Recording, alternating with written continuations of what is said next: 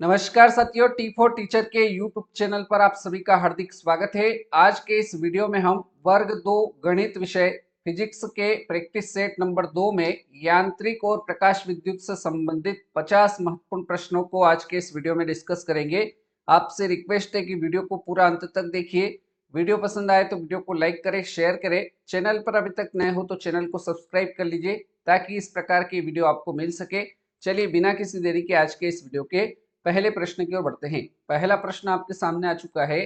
पहले प्रश्न में आपको बताना है, एक लड़की झूले में बैठकर झूल रही है। यदि लड़की एकाएक या अचानक खड़ी हो जाए तो उसका दोलन काल होगा, कम हो जाएगा, बढ़ जाएगा, अपरिवर्तित रहेगा या फिर दोलन रुक जाएगा। तो बताइए इस प्रश्न का सही उत्तर क्या होगा। तो यदि एक लड़की झूले में बैठकर झूल रही है और अचानक खड़ी हो जाए तो उसका दोलन काल जो होगा वो आपको याद रखना है कि कम हो जाएगा। ऑप्शन ए हमारा सही जवाब रहेगा। अगला प्रश्न है प्रश्न संख्या 2। गतिमान वस्तु में होती है, हमको बताना है कि गतिमान जो वस्तुएं होती है उनमें कौन सी ऊर्जा होती है। पहला है स्थितिज ऊर्जा, बी है भूतापीय ऊर्जा, सी है जल विद्युत ऊर्जा, डी है गतिज ऊर्जा। तो गतिमान वस्तुओं में आपको याद रखना है गतिज ऊर्जा होती है। सही जवाब हमारा ऑप्शन डी हो जाएगा। क्लियर। चलिए आगे बढ़ेंगे प्रश्न संख्या 3 की ओर। प्रश्न क्रमांक 3 में हमको बताना है, जब किसी गतिमान पिंड की गति दोगुनी हो तब लगने वाला समय होगा। यदि दूरी यहाँ पर अपरिवर्तित रहे तो दोगुना होगा, आधा होगा, 3 गुना होगा या फिर 1/4 होगा। तो आप सभी को याद रखना है कि जब किसी गतिमान पिंड की गति दोगुनी होती है तब लगने वाला जो समय होता है वो क्या हो जाता है, आधा हो जाता है। कब होगा, जब दूरी अपरिवर्तित रहेगी तो होगा। ऑप्शन बी हमारा राइट आंसर हो जाएगा। ठीक है। चलिए अगले प्रश्न की ओर बढ़ते हैं। प्रश्न संख्या 4। न्यूटन के गति के द्वितीय नियम से किस राशि की परिभाषा मिलती है। न्यूटन के गति के द्वितीय नियम से किस राशि की परिभाषा मिलती है। तो इसका राइट आंसर हो जाएगा बल की मिलती है, क्योंकि F बराबर ma होता है। सही आंसर इस प्रश्न का ऑप्शन बी के साथ रहेगा। अगला प्रश्न है प्रश्न संख्या 5। न्यूटन के गति का कौन सा नियम जड़त्व की व्याख्या करता है। न्यूटन के गति का कौन सा नियम जड़त्व की व्याख्या करता है। तो यह न्यूटन की गति का प्रथम नियम करता है। सही आंसर ऑप्शन ए रहेगा। क्लियर। चलिए अगले प्रश्न की ओर बढ़ते हैं। प्रश्न संख्या 6। प्रश्न क्रमांक 6 दे रखा है, विभवांतर मापने के लिए प्रयुक्त युक्ति को जाना जाता है। विभवांतर मापने के लिए किस युक्ति का प्रयोग किया जाता है। तो वोल्ट मापी का प्रयोग किया जाता है। सही आंसर इस प्रश्न का विकल्प सी रहेगा। चलिए अगला प्रश्न देख लेते हैं। प्रश्न संख्या 7। प्रश्न संख्या 7 में हमको बताना है, वेंटुरीमीटर या वेंचुरीमीटर भी लिखा जाता है से क्या मापा जाता है। तो वेंचुरीमीटर या वेंटुरीमीटर से क्या मापते हैं। तो इससे द्रव का प्रवाह मापते हैं। सही आंसर बी विकल्प रहेगा। अगला प्रश्न है प्रश्न संख्या 8। एंगस्ट्रॉम क्या मापता है। हमें बताना है कि एंगस्ट्रॉम जो है यह क्या मापता है। आवृत्ति, तरंगदैर्घ्य, आवर्तकाल या फिर समय। तो इनमें से किसको एंगस्ट्रॉम के द्वारा मापा जाता है। तो एंगस्ट्रॉम क्या मापता है, तरंगदैर्घ्य मापता है। सही आंसर आपका ऑप्शन बी के साथ जाएगा। अगला प्रश्न है प्रश्न संख्या 9। टेकोमीटर वह उपकरण है जिससे मापा जाता है। टेकोमीटर वह उपकरण है जिससे मापा जाता है तापक्रम, प्रवाह, दाब या चाप। तो अपना आंसर कमेंट करके बताइए कि प्रश्न संख्या 9 का सही उत्तर क्या होगा।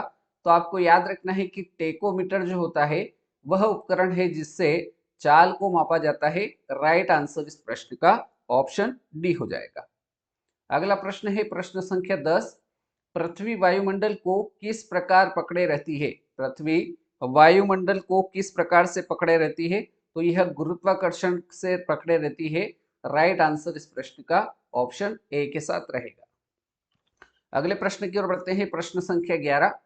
प्रश्न क्रमांक 11 दे रखा है, एक लड़के का भार पृथ्वी पर 600 न्यूटन है तो इसका चंद्रमा पर भार होगा 600 न्यूटन, 3600 न्यूटन, 0 न्यूटन या फिर 100 न्यूटन।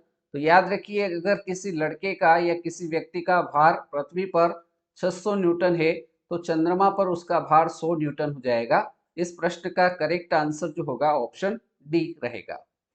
अगला प्रश्न है प्रश्न संख्या 12। न्यूटन प्रति किलोग्राम किसका मात्रक है? तो न्यूटन प्रति किलोग्राम मात्रक आपको याद रखना है, यह त्वरण का मात्रक है। इस प्रश्न का राइट आंसर जो होगा वह त्वरण हो जाएगा, ऑप्शन ए हमारा सही जवाब रहेगा।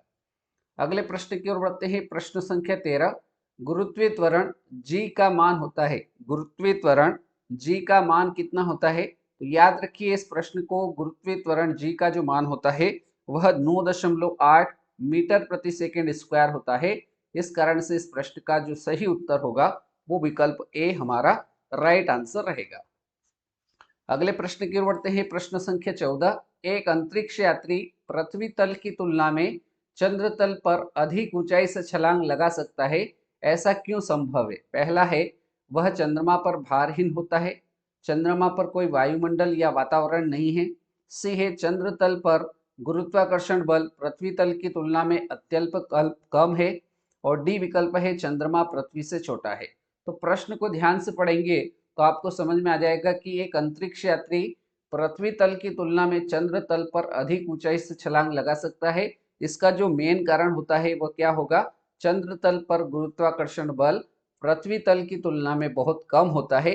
इस कारण से इस प्रश्न का सही उत्तर जो होगा वो ऑप्शन सी हमारा राइट आंसर हो जाएगा। आया समझ में? चलिए अगले प्रश्न की ओर बढ़ते हैं, प्रश्न क्रमांक 15। यदि किसी गेंद को ऊर्ध्वाधर रूप से ऊपर फेंका जाए तो गुरुत्वीय त्वरण होगा। यदि किसी गेंद को ऊर्ध्वाधर ऊपर की ओर फेंका जाए तो गुरुत्वीय त्वरण क्या होगा? गेंद की गति की विपरीत दिशा में होगा। राइट आंसर हमारा विकल्प ए सही जवाब इस प्रश्न का हो जाएगा। चलिए अगले प्रश्न की ओर बढ़ते हैं, प्रश्न संख्या 16। जड़त्व आघूर्ण का मात्रक है, जड़त्व आघूर्ण का मात्रक क्या होता है? तो जड़त्व आघूर्ण का मात्रक किलोग्राम मीटर स्क्वायर, अर्थात सी विकल्प हमारे इस प्रश्न का राइट आंसर हो जाएगा। प्रश्न संख्या 17 देखिए, एक घूर्णनी फ्लाई व्हील का आरपीएम निम्न द्वारा मापा जा सकता है। एक घूर्णनी घूर्णनी फ्लाई व्हील का आरपीएम निम्न द्वारा नापा जा सकता है। तो इस प्रश्न का राइट आंसर क्या होगा? स्ट्रोबोस्कोप के द्वारा मापा जाता है, अर्थात डी विकल्प हमारे इस प्रश्न संख्या 17 का करेक्ट आंसर हो जाएगा। अगला प्रश्न देखेंगे, प्रश्न संख्या 18। किसी वस्तु का संवेग निर्भर करता है, किसी वस्तु का संवेग किस पर निर्भर करता है? तो याद रखिए किसी भी वस्तु का जो संवेग होता है वह उसके द्रव्यमान और वेग दोनों पर निर्भर करता है, अर्थात हमारा सही उत्तर जो होगा वो ऑप्शन सी करेक्ट आंसर हो जाएगा। अगला प्रश्न है 19 नंबर। यांत्रिक ऊर्जा को विद्युत ऊर्जा में परिवर्तित करते हैं, किसके द्वारा यांत्रिक ऊर्जा को विद्युत ऊर्जा में परिवर्तित किया जाता है? तो विद्युत जनित्र के द्वारा यांत्रिक ऊर्जा को विद्युत ऊर्जा में परिवर्तित किया जाता है। इस प्रश्न का राइट आंसर ऑप्शन डी हो जाएगा। प्रश्न संख्या 20। प्रश्न क्रमांक 20 दे रखा है, शुष्क शेल में जो ऊर्जा संग्रहित होती है वह कौन सी ऊर्जा होती है? तो याद रखिए बहुत ही महत्वपूर्ण प्रश्न है, शुष्क सेल में जो ऊर्जा होती है वह कौन सी ऊर्जा होती है? रासायनिक ऊर्जा होती है, अर्थात सही विकल्प जो हो जाएगा वो ऑप्शन सी हमारा राइट आंसर रहेगा। प्रश्न संख्या 21। जब एक वस्तु का वेग दुगुना हो जाता है, जब एक वस्तु का वेग दुगुना हो जाता है तो इसका त्वरण दुगुना होता है। राइट नहीं है ये, संवेग दुगुना हो जाता है तो ये बिल्कुल सही हो जाएगा, क्योंकि जब एक वस्तु का वेग दुगुना होता है तो ऐसी स्थिति में उसका जो संवेग होता है तो वह भी दोगुना हो जाता है। इस कारण से राइट आंसर हमारा ऑप्शन बी रहेगा। प्रश्न संख्या 21 के बाद 22 देखते हैं। 1 किलोग्राम राशि का वजन है, 1 किलोग्राम राशि का जो वजन होता है वह 9.8 न्यूटन होता है। याद रखिए काफी महत्वपूर्ण प्रश्न है, इस प्रश्न का करेक्ट आंसर विकल्प सी रहेगा। अगला प्रश्न आपके सामने आ चुका है, प्रश्न संख्या 23। 1 जूल बराबर है, 1 जूल बराबर कितना होता है? तो 1 जूल बराबर अगर आपसे कैलोरी में पूछा जाए तो आपको कैलोरी में मान रखना, याद रखना है 0.24 कैलोरी। अगर आपसे काय में पूछा जाए, कैलोरी में मान पूछा जाए कि 1 जूल बराबर कितने कैलोरी, तो 0.24 कैलोरी आपको याद रखना है। और अगर अर्घ में पूछा जाए तो 1 जूल बराबर होता है 10⁻7 अर्घ, अर्थात सी विकल्प इस प्रश्न का बिल्कुल सही उत्तर हो जाएगा। ठीक है, चलिए प्रश्न संख्या 24। निम्न में से किसमें नॉट का उपयोग किया जाता है? तो नॉट का उपयोग आपको याद रखना है, गति में किया जाता है। सही आंसर इस प्रश्न का ऑप्शन सी करेक्ट आंसर हो जाएगा। आगे बढ़ेंगे प्रश्न संख्या 25 की ओर। प्रश्न संख्या 25 दे रखा है, बादलों की दिशा एवं गति को मापने वाला यंत्र कहलाता है। बादलों की दिशा एवं गति को मापने वाला यंत्र जो होता है उसको कहा जाता है नेफोस्कोप, अर्थात सी ऑप्शन हमारा राइट आंसर हो जाएगा। प्रश्न संख्या 26, अल्टीमीटर से क्या नापते हैं? हमें बताना है अल्टीमीटर से क्या मापा जाता है। तो बहुत ही महत्वपूर्ण प्रश्न है। अल्टीमीटर की सहायता से भूतल से ऊंचाई को मापा जाता है। राइट आंसर इस प्रश्न का ऑप्शन बी रहेगा। अगले प्रश्न की ओर बढ़ते हैं। प्रश्न संख्या 27, एक लिफ्ट में किसी व्यक्ति का प्रत्यक्ष भार वास्तविक भार से कम होता है जब लिफ्ट जा रही हो। एक व्यक्ति है, वो लिफ्ट में अगर बैठा है तो उसका प्रत्यक्ष भार वास्तविक भार से कम कब होगा, वो आपको बताना है। तो पहली स्थिति दे रखी है, त्वरण के साथ ऊपर जाएगी लिफ्ट तब होगा। बी है त्वरण के साथ नीचे जाएगी तब होगा। सी है समान गति के साथ ऊपर जाएगी तब होगा, या फिर समान गति के साथ नीचे जाएगी तो होगा। तो ऐसी स्थिति कब होगी? जब व्यक्ति का प्रत्यक्ष भार वास्तविक भार से कम होगा, जब वह जो लिफ्ट है वह त्वरण के साथ नीचे जाएगी, अर्थात बी विकल्प हमारे इस प्रश्न का बिल्कुल करेक्ट आंसर रहेगा। अगला प्रश्न देखेंगे, प्रश्न संख्या 28, रॉकेट किस सिद्धांत पर कार्य करता है? याद रखना है, बहुत महत्वपूर्ण प्रश्न है। रॉकेट जो है वह किस सिद्धांत पर कार्य करता है? तो रॉकेट संवेग संरक्षण के सिद्धांत पर कार्य करता है। डी विकल्प हमारे इस प्रश्न का बिल्कुल सही जवाब रहेगा। चलिए अगला प्रश्न है 29 नंबर, शरीर का वजन होता है। शरीर का वजन कहाँ पर अधिकतम होता है? तो जो ध्रुव होते हैं वहां पर शरीर का जो वजन होता है वो अधिकतम होता है। इस कारण से इस प्रश्न का सही जवाब जो होगा वो ध्रुवों पर अधिकतम होता है, अर्थात बी विकल्प हमारा राइट आंसर हो जाएगा। प्रश्न संख्या 30 की ओर बढ़ते हैं। प्रश्न क्रमांक 30 दे रखा है, मुक्तावस्था में गिरते हुए एक पिंड द्वारा तय की गई दूरी किसके समानुपाती होती है? तो यह याद रखिए, मुक्त अवस्था में गिरते हुए एक पिंड द्वारा तय की गई दूरी जो होती है वह गिरने के समय के वर्ग के समानुपाती होती है। सी ऑप्शन हमारे इस प्रश्न का बिल्कुल सही जवाब रहेगा। आगे बढ़ेंगे प्रश्न संख्या 31 की ओर। भौतिक तुला कार्य करता है। भौतिक तुला किस सिद्धांत पर कार्य करता है या किस नियम पर कार्य करता है? तो याद रखना है, भौतिक तुला जो है यह समानांतर बल के नियम पर कार्य करता है। डी विकल्प हमारा राइट आंसर हो जाएगा। अगला प्रश्न है प्रश्न संख्या 32, जूल निम्नलिखित की इकाई है। जूल किसकी इकाई है? तो याद रखिए, जूल जो है यह ऊर्जा की इकाई है, अर्थात ऑप्शन ए हमारा बिल्कुल सही जवाब रहेगा। प्रश्न संख्या 33, अश्व शक्ति किसका मात्रक है? तो आपको याद रखना है, अश्व शक्ति जो है यह किसका मात्रक है? यह शक्ति का मात्रक है। और एक प्रश्न पूछा जाता है कि एक अश्व शक्ति अर्थात एक हार्स पावर यह किसके कितने वाट के बराबर होता है? तो यह 746 वाट के बराबर होता है। यह भी आपको याद रखना है। प्रश्न संख्या 34 देखिए, प्रकाश की चाल को सर्वप्रथम मापने वाले वैज्ञानिक कौन थे? तो प्रकाश की चाल को सर्वप्रथम मापने वाले जो वैज्ञानिक थे वो रोमर थे, अर्थात ऑप्शन ए हमारे इस प्रश्न का बिल्कुल सही जवाब रहेगा। अगला प्रश्न है प्रश्न संख्या 34। प्रश्न संख्या 34 के बाद 35 है, सॉरी, प्रकाश वर्ष इकाई होती है। तो यह बहुत सिंपल प्रश्न हो गया है। प्रकाश वर्ष जो है वो किसकी इकाई है? तो दूरी की इकाई है। सही जवाब ऑप्शन बी रहेगा। 36 प्रश्न नंबर देखिए, विद्युत मोटर में विद्युत ऊर्जा किस ऊर्जा में रूपांतरित होती है? विद्युत मोटर में विद्युत ऊर्जा किस ऊर्जा में रूपांतरित होती है? तो यह यांत्रिक ऊर्जा में रूपांतरित होती है। सही आंसर ऑप्शन बी रहेगा।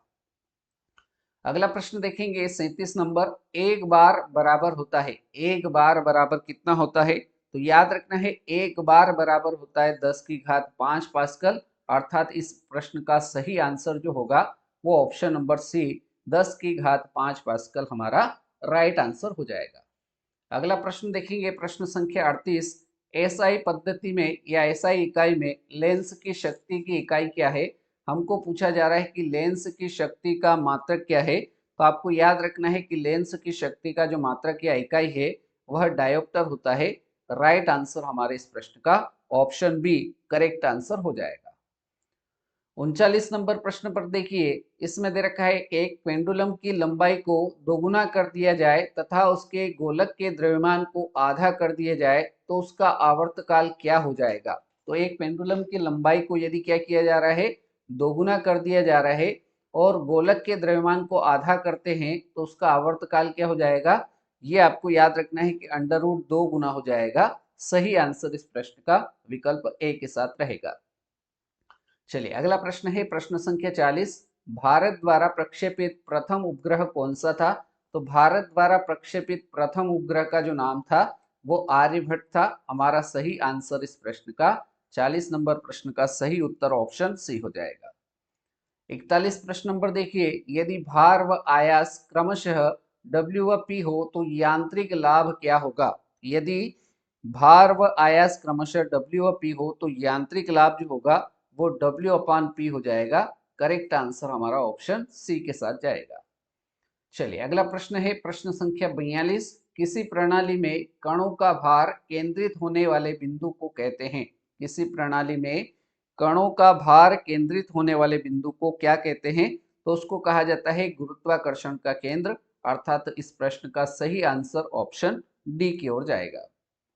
अगले प्रश्न पर बढ़ते हैं प्रश्न संख्या 43। पृथ्वी के पृष्ठ से पलायन वेग का मान किलोमीटर में लगभग कितना होता है। तो ये आपको बताना है कि पृथ्वी के पृष्ठ से पलायन वेग का मान किलोमीटर में कितना होता है। तो याद रखिए यह 11.2 होता है।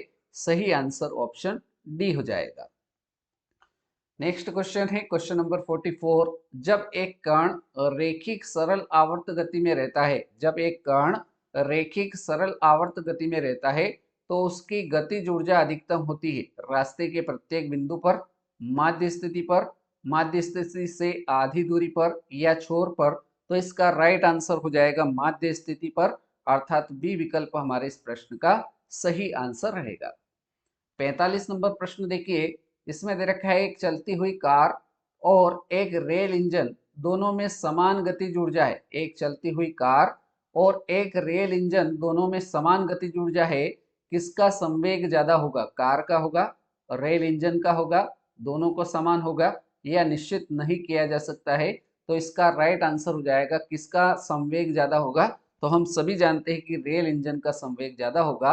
राइट आंसर इस प्रश्न का बी विकल्प हो जाएगा। अगला प्रश्न 46 नंबर। क्रायोजेनिक इंजनों का प्रयोग निम्नलिखित में से किसमें होता है। तो हमको याद रखना है कि क्रायोजेनिक इंजनों का जो प्रयोग होता है वह रॉकेट प्रौद्योगिकी में इसका उपयोग किया जाता है।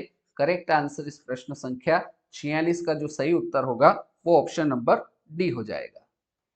प्रश्न संख्या 47। साधारण मशीन की क्षमता सामान्यतः दर्शाई जाती है। साधारण मशीन की जो क्षमता है वह किस में दर्शाई जाती है। तो हम सभी जानते हैं कि उसको किलोवाट में दर्शाया जाता है।